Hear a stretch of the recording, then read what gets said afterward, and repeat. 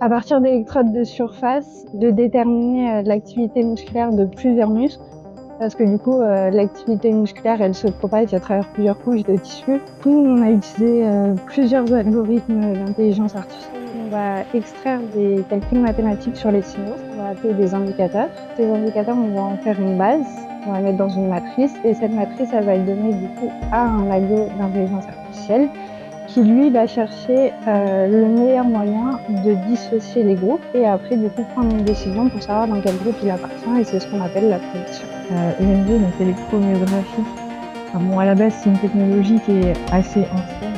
Jusqu'à maintenant, elle était utilisée pour faire de l'exploration sur les muscles de surface. Nous, quand on s'est lancé dans le visage, donc le challenge, c'était de se dire comment on peut faire simplement un monitoring de l'activité musculaire pour un muscle profond.